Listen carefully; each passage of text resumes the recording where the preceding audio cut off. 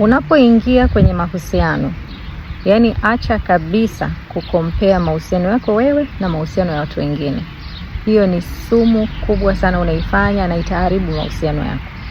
Kwa sababu hizi couple unazoziona, couple huwa zinakuwa zina goal ya pamoja. Unakuta kuna couple goal yao kubwa ni kutravel the world. Kuna couple goal yao kubwa ni kuhakikisha kwamba labda wanapata familia. Kuna couple goal yao kubwa ni kuhakikisha kwamba wana build their career. Kuna couple goal yao kubwa ni kufanya investment. Kuna couple goal yao kubwa ni kuspend. Yani wako tayari hata wakachukua mkopo kwa ajili ya kuspend.